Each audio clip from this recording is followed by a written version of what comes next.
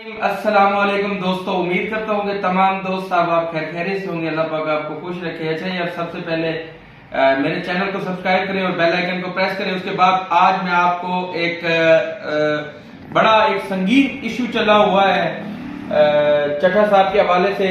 Commissioner Rawalpindi जो थे तो उन्होंने कोई इंकशाफात किए हैं, ठीक है, कि मैं ये इलेक्शन जैली हुआ है या खुदकुशी का उन्होंने कहा है। तो ये सिस्टम के ऊपर एक सवालिया निशान है, जबकि कमिश्नर रावलपिंडी लियाकत अली चट्टा साहब ये शहबाज शरीफ और मियां शहबाज शरीफ और परवेज इलाही साहब के दरीना साथी रहे हैं और उनके बड़े क्लोज रहे हैं। और मुस्लिम लीग नून में या पीटीआई में या जहां पे देखें ये सियासी असर और रसूख रखने वाले शख्स हैं, ठीक है, जिनकी 10 तारीख को रिटायरमेंट है। 10 तारीख को वो रिटायर हो रहे हैं और 10 से पहले उन्होंने जो है ना एक भांडा फोड़ दिया है जी, इलेक्शन जैली था, मैं खुदकुशी कर रहा हूं, मैं ये कर रहा हूं, मैं वो कर रहा हूं, मुझे चौक में लटकाया जाए इलेक्शन कमीशन और चीफ जस्टिस।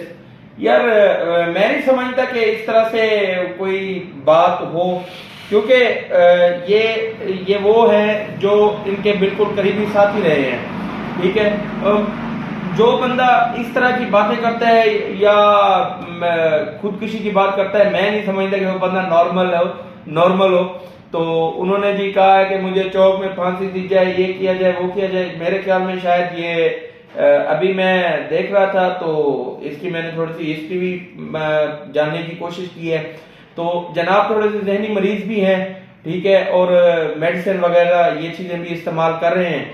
तो ये हम लोगों के लिए बहुत बड़ा सवालिया निशान है, ठीक है। उन्होंने जो गुफ्तगू की है मीडिया के आगे वो मैं आपके साथ शेयर करता हूं, आप पहले उसको सुनिए। सोशल मीडिया का और ओवरसीज पाकिस्तानी इतना प्रेशर था कि मैंने आज सुबह की नमाज के बाद एक दफा मैंने खुदकुशी करने की कोशिश की है, लेकिन फिर मैंने सोचा कि मैंने क्यों ना ये सारी चीजें अवाम के पास रखूं, मैं खुद क्यों हराम की मौत मरूं और मैं ये सारी चीजें अवाम के सामने क्यों ना रखूं। मैं इस क्रम में से गुजर रहा हूं। मेरी तमाम ब्यूरोक्रेसी से गुजारिश है कि आपने इन सियासी लोगों के लिए जो मुख्तलिफ शेरवानियां सवा के मिनिस्टर बनने को फिर रहे हैं, इनके लिए कोई गलत काम न करें। हम लोग ये काम बर्दाश्त। देखिए, फौज ने इलेक्शन बिल्कुल ठीक करवाए हैं। जो फॉर्म 45 है वो आज भी पूरा है। दोबारा इलेक्शन कराने की भी जरूरत नहीं, सिर्फ फॉर्म 45 इकट्ठे कर लें, उसके ऊपर सारे रिजल्ट क्लियर हो जाएंगे। आपको क्या लगता है किस पार्टी के लोगों ने ये जीता है फिर? कमिश्नर साहब ये बताइएगा, जो आरओ ने रिजल्ट्स रोके थे, क्या उसमें बेज़ाब्तियाँ हुई है? क्या कहेंगे आप?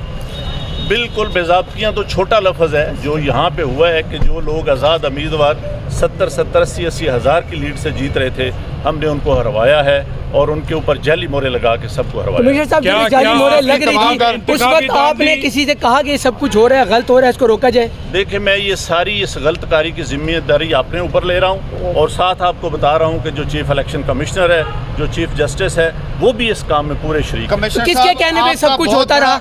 ये इतना सब कुछ हुआ, आखिर किसके कहने पे होता रहा? कोई दबाव था? किसने ऐसा किया? मेरे ऊपर कोई दबाव नहीं है। मेरे बाप दादा भी अंग्रेजों के खिलाफ और सिखों के खिलाफ जंगें करते रहे हैं, लड़ते रहे हैं ये मुल्क बनाने के लिए।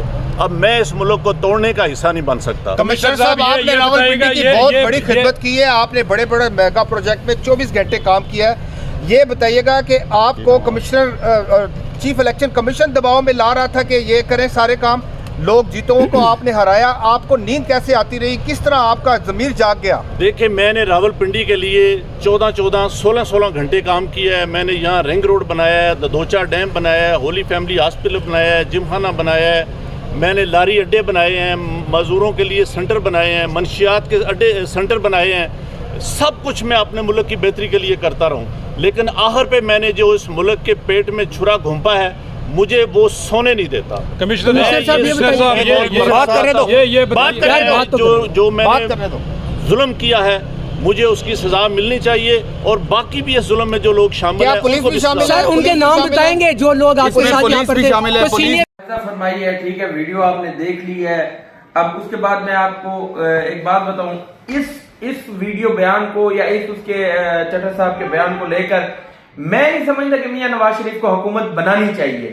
ठीक है। और दूसरी बात है, अगर इमरान खान साहब की बात करें तो इमरान खान साहब ने 2013 में अफजल खान साहब के कहने पे जो एडिशनल सेक्रेटरी थे कमीशन के, इलेक्शन कमीशन के, ठीक है, उनकी बात को लेकर उन्होंने एक अपना कमीशन खड़ा किया, ठीक है। उसके बाद उसकी कोई सबूत ना मिल सका, ठीक है, उसका उनको बहुत गलत फीडबैक मिला था, ठीक है। और इसी तरह इमरान खान साहब को जब भी कोई सबूत लाने को कहा गया था तो उनको कोई सबूत न मिल सका, ठीक है। मैं नहीं समझता कि इमरान खान साहब को इस लाश को भी कंधे पे लेना चाहिए, लेकिन उन्होंने इस लाश को कंधे पे उठा तो लिया। आप देखें कि वो आगे क्या करते हैं, ठीक है। इसी तरह अगर किसी पार्टी ने भी हुकूमत ना बनाई तो मुल्क में मार्शल लॉ और इमरजेंसी के अलावा कोई हल नहीं है, क्योंकि हमारे पास जो इस वक्त मुल्क के हालात चल रहे हैं, ये बहुत ज़्यादा नाजुक हैं, ठीक है। हमें इन चीज़ों को देखना चाहिए। और मैं हुक्मरान बाला से बड़ा एक उम्मीद लगाए बैठे हैं, हम भी और कौम भी। अब देखते हैं कि किसको हुकूमत बनानी पड़ेगी, ठीक है, कौन हुकूमत बनाता है, ये अल्लाह खैर करेंगे। और देखेंगे इसके बारे में अब जांच पड़ताल शुरू हो जाएगी इंशाल्लाह। चट्टा साहब के बारे में तो ये भी चीजें खुल के सामने आ जाएंगी कि आखिर ये बयान कैसे जारी हुआ, क्यों हुआ।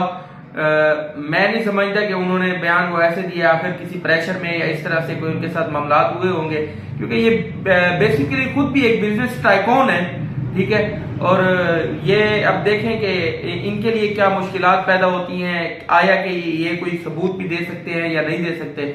इसी के साथ मैं आपसे इजाजत चाहूंगा और मैं आपकी राय का इंतजार करूंगा। कमेंट्स बॉक्स में आप दोस्तों ने अपनी राय जरूर देनी है। शुक्रिया।